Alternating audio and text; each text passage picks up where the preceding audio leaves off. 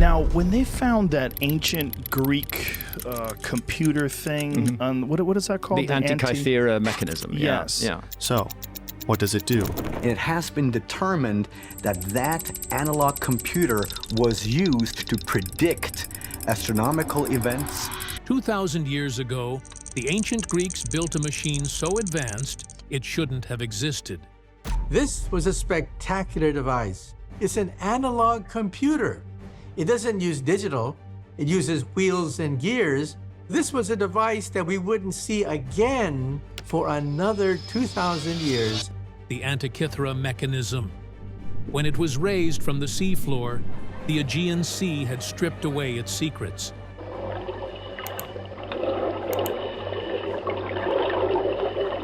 Leaving behind only fractured gears and riddles no one could solve.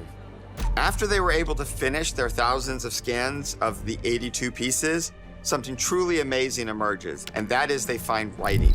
Now, scientists have rebuilt the lost section, and when its bronze wheels turned once more, the predictions it made forever changed how we see the ancient world. And they also use a computed X-ray tomography to get closer looks on the inside. What this will help them to do is to create a highly detailed 3D image of the mechanism for the very first time. The ancient computer that lost half its mind. In the spring of 1900, a small group of Greek sponge divers set out from the island of Symi, led by Captain Dimitrios Kontos. They weren't explorers or scientists, just working men chasing sponges across the Aegean Sea. When rough winds forced their ship to anchor near a tiny island called Antikythera, halfway between Crete and mainland Greece, they decided to make use of the downtime the only way they knew how: by diving. One of them, Elias Stadiatis, slipped beneath the waves expecting sponges. Instead, he shot back to the surface gasping, claiming he had seen corpses and horses lying on the seafloor.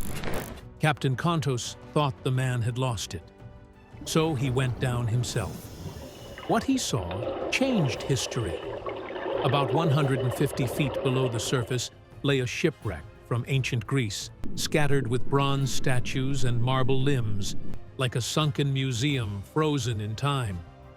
The men dove again and again, bringing up treasure after treasure. Bronze arms, marble torsos, broken faces of gods and heroes. They didn't know it yet, but this was the Antikythera shipwreck, one of the richest archaeological finds of all time. It wasn't easy.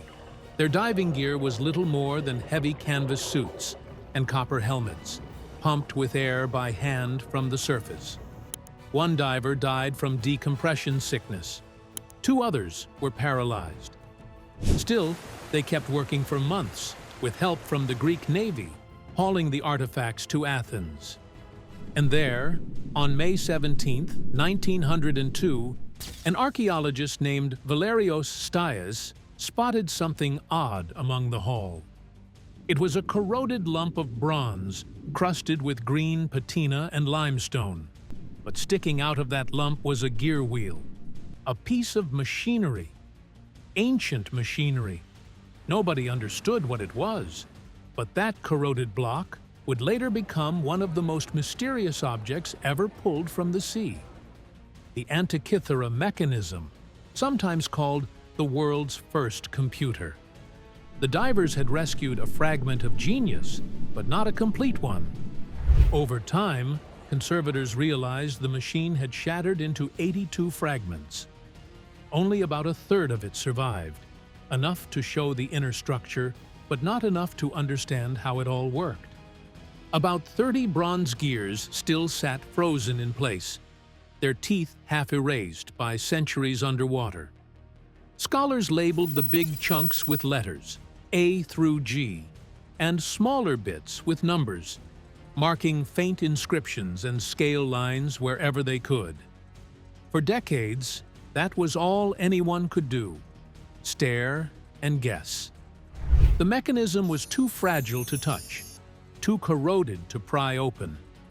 People argued endlessly about whether it was a clock, an astrolabe, or some kind of calendar. no one could agree on what it actually did. Then, more than a century later, the breakthrough finally came.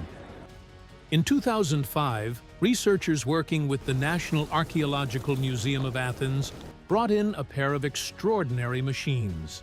One was an industrial microfocus X-ray scanner, so big and powerful it had to be shipped in a 12-ton cabinet and set up in the museum's basement. The other was a lighting system called reflectance transformation imaging, a fancy term for a way of shining light from hundreds of angles so that even the tiniest scratches and letters on a surface suddenly stand out. For the first time ever, scientists could see inside the mechanism without touching it. The X-ray CT scanner sliced the bronze into microscopic cross-sections, revealing every buried gear tooth, every pin and plate, and even letters just 1/16 of an inch tall carved into its inner surfaces. The lighting system, meanwhile, peeled back the corrosion on the outside, revealing faded Greek text, a kind of instruction manual written by whoever built it 2,000 years ago. The results were mind-blowing. Thousands of previously invisible letters appeared. A single back cover fragment that once showed fewer than 200 legible symbols now revealed more than 900 when digitally unwrapped. The words weren't poetic. They were practical, technical descriptions, numbers, and instructions. They told the operators what to turn, when to adjust, and what to read from the dials. The machine wasn't decorative. It was a tool, a calculator for the heavens. The scans showed that the outer casing had been made of wood, like a small cabinet with 2 doors. The front door and back door were both covered in text. The back text? That was the real gold mine. It wasn't decorative. It was a user guide, one that described every dial and pointer, even parts that no longer survived. It even talked about features that were missing, giving modern researchers a blueprint of what used to exist. Thanks to that, we can now reconstruct the main functions with remarkable accuracy. Let's start with the back of the machine, because it's the most complete and well-understood part. At the top sat a spiral dial called the Metonic cycle. The word Metonic comes from a 5th century Greek astronomer named Meton, who discovered that 19 solar years equal 235 lunar months, a perfect pattern linking the sun and moon. On the device, that 19-year period was mapped as a spiral with 5 turns, each one divided into little boxes. Every box represented a lunar month. As the user turned a crank, a pointer would crawl along that spiral, one cell at a time, keeping track of both solar years and lunar months, and showing when to add extra days to keep the calendar in sync with the seasons. That's not guesswork. The inscriptions literally spell out Spiral Subdivisions 235. Beneath that spiral was another, even more fascinating one, the Saros dial, which predicted eclipses. An eclipse, whether solar or lunar, follows a pattern that repeats every 223 months, about 18 years. The ancient Babylonians had discovered this centuries before, and whoever built the Antikythera Mechanism knew it too. So they built a second spiral, 4 turns, each cell marking 1 lunar month in that 18-year eclipse cycle. On the surface of that spiral, many cells carried tiny symbols called glyphs. Each glyph noted whether the eclipse would be solar or lunar, whether it would happen during the day or at night, and even what hour it would occur. Each glyph was also linked to a letter, which corresponded to an explanatory key elsewhere on the back panel. It was like having a built-in code book. And right beside that Saros dial sat a tiny helper, the Exeligmos dial, whose name in Greek means the turning of the wheel. Every time an eclipse pattern repeated, it would be about 8 hours off from the last one. The Exeligmos dial simply told you how much to adjust. It had 3 marks, 0, 8, and 16 hours, showing how to correct the timing over multiple Saros cycles. So if you wound the mechanism to a certain date, and the Saros spiral told you a solar eclipse was coming, you could check the Exeligmos dial to see whether you should add 8 or 16 hours to get the right local time. It was ancient science made simple. Now, what about the front face?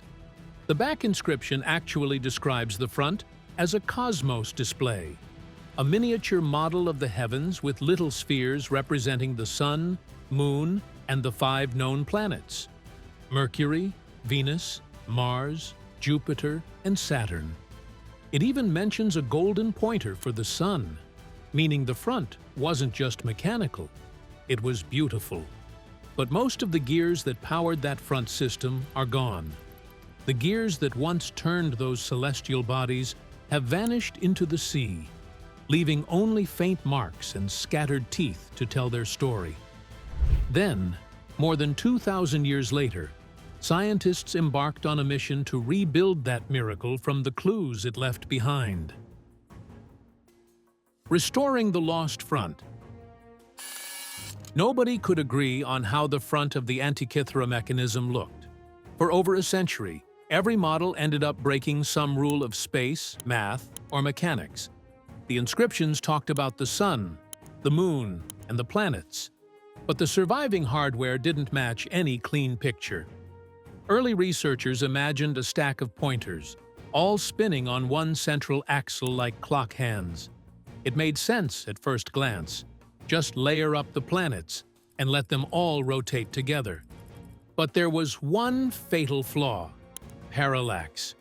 When you pile multiple pointers at different heights, the tips no longer line up with the same marks on the scale. Viewed from the side, each pointer seems to land in a slightly different place, which destroys accuracy. The ancients clearly didn't build something that sloppy. Others tried flattening the system or rearranging the wheels, but they ran into another wall: space. The front of the mechanism was tiny, barely the size of a shoebox lid, and the big 4-spoked drive wheel behind it already claimed most of the interior. Anything that didn't fit that cramped geometry couldn't be real. The front became a graveyard of failed theories. No one could make a layout that honored the scars, holes, and surviving fragments while also producing the celestial math written on the doors. That deadlock finally broke in 2021.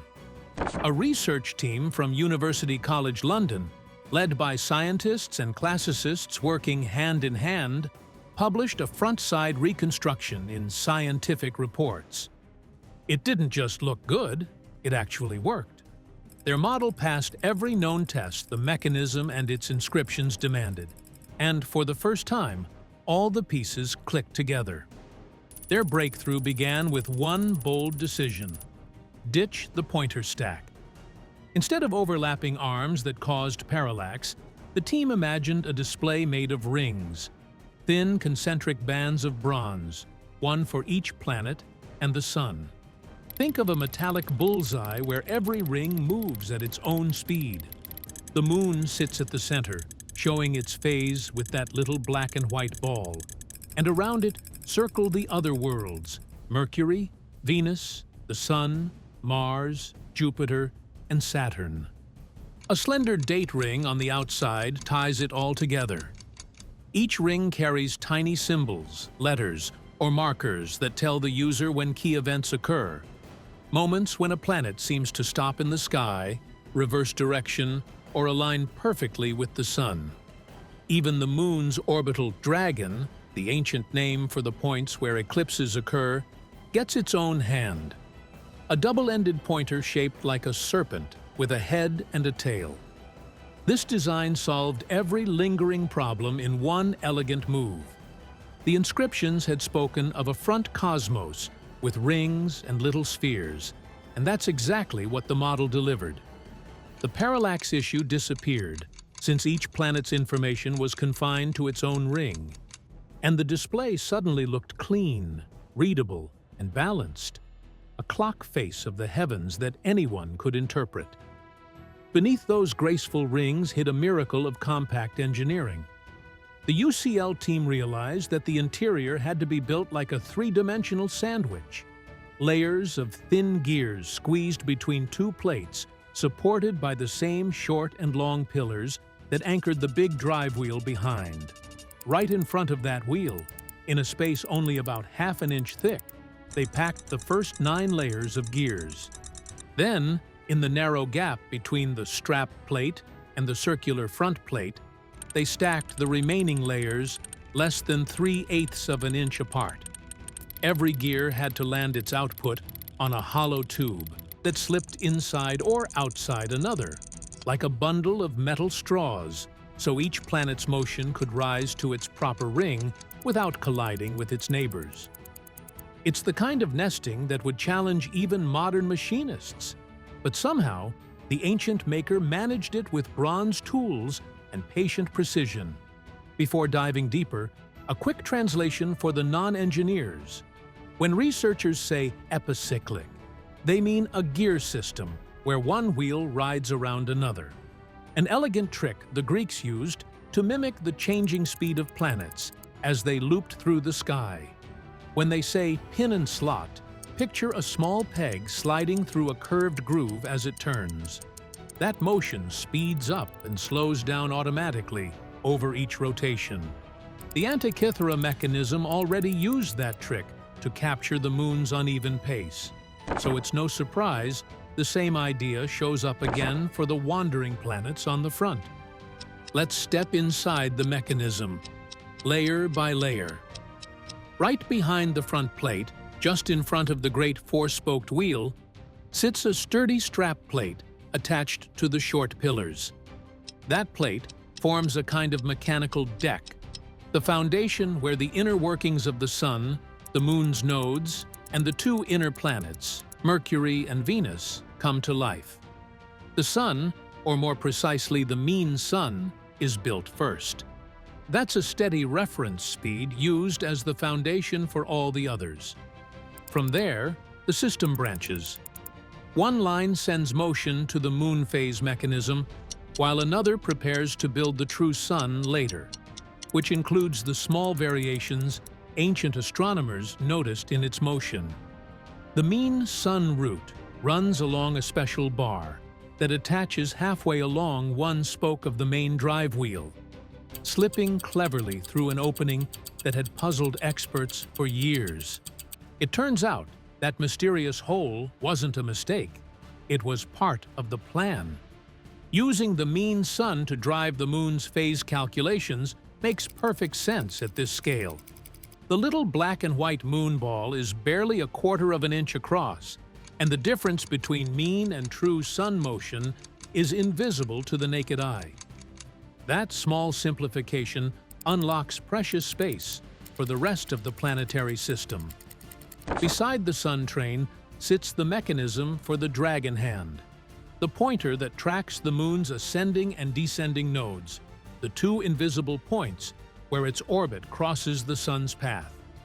Those nodes shift slowly over time, completing one full rotation about every 18.5 years. The UCL design uses a compact 4-gear system to reproduce that motion exactly.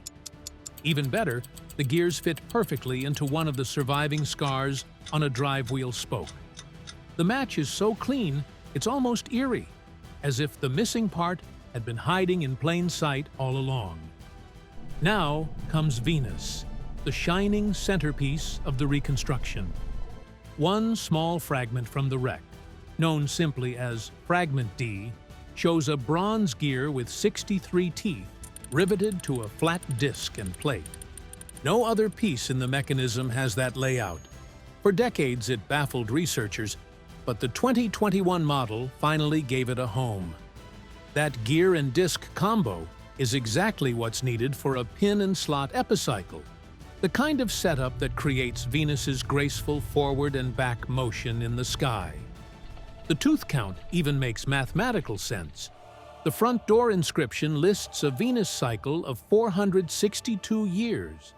matching 289 synodic periods, and 63 divides neatly into the prime factors of those numbers.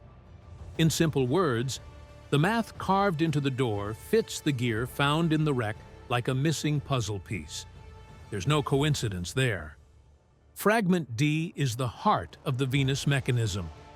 Venus's gear train, as drawn by the team, forms a delicate staircase of 7 small gear pairs, stepping through precise ratios until the final shaft spins at the correct speed.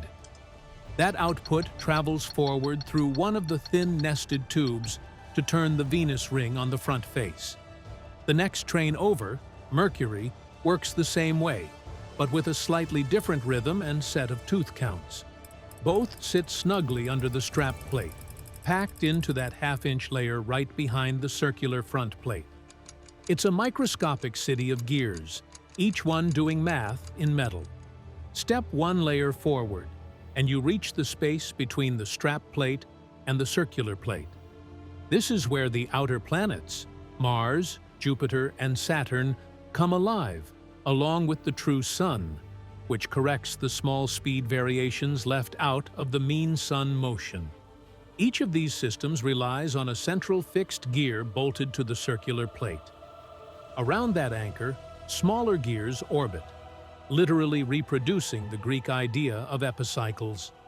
Each train, again made of 7 gears, sends its output through another thin tube up to its ring.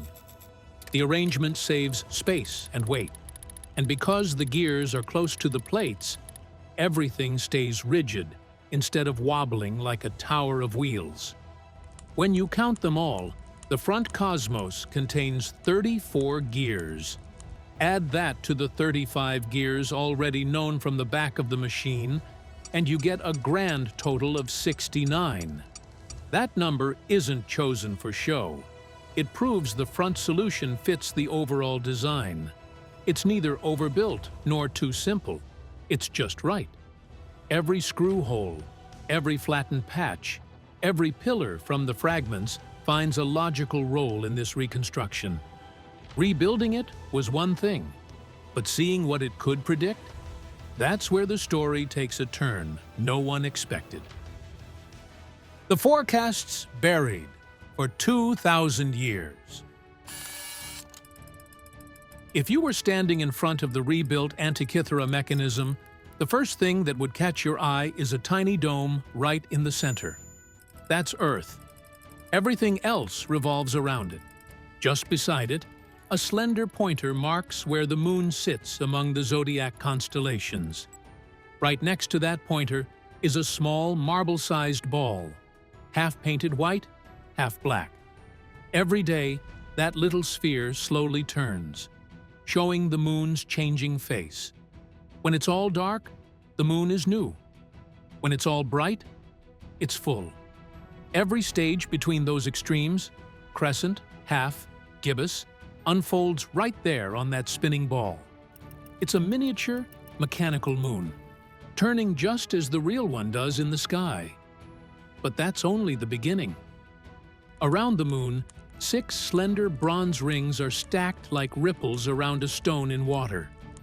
Each one represents one of the 7 wandering stars the Greeks watched with awe: Mercury, Venus, the Sun, Mars, Jupiter, and Saturn.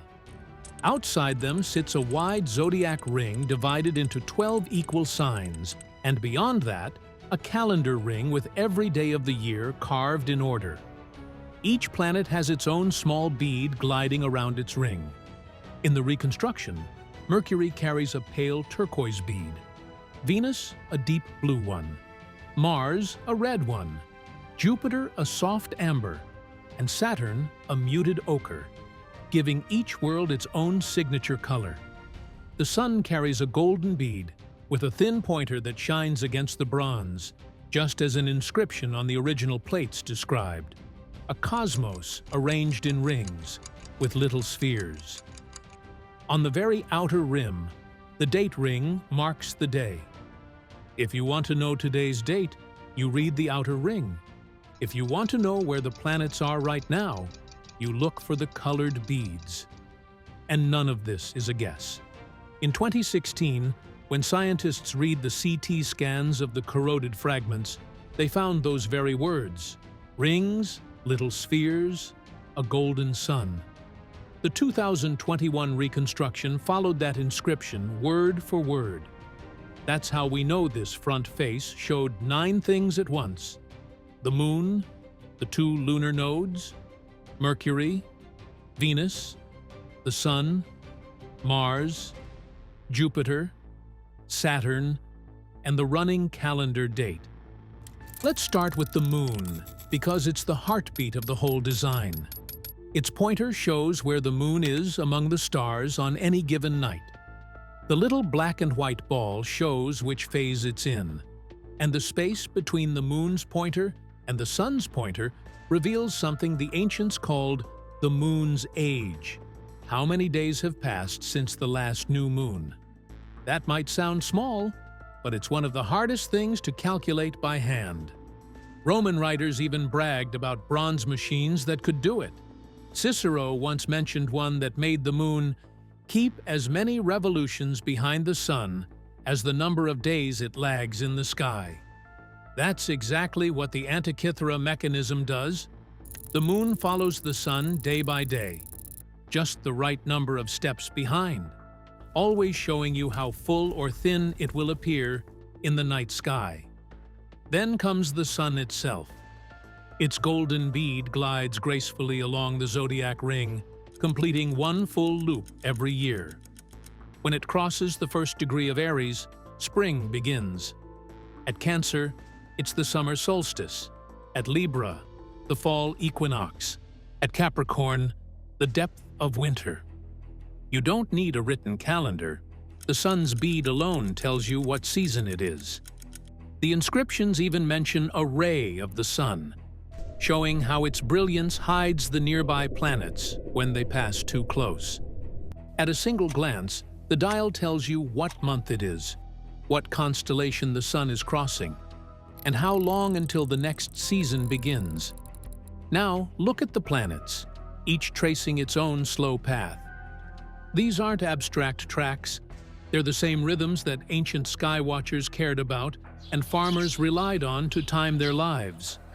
Every planet's ring is marked with subtle engraved lines and letters that serve as milestones, points where something special happens in the sky. For the inner planets, Mercury and Venus, the important moments are their greatest elongations, when they stray farthest from the sun and glow brightest as evening or morning stars. For the outer planets, Mars, Jupiter, and Saturn, the highlights are oppositions, when they stand directly opposite the sun and shine all night long. Each ring also shows where a planet seems to pause and reverse direction, a phenomenon the ancients called station. When Mars's bead hits its opposition mark, that means Mars is now blazing red in the midnight sky.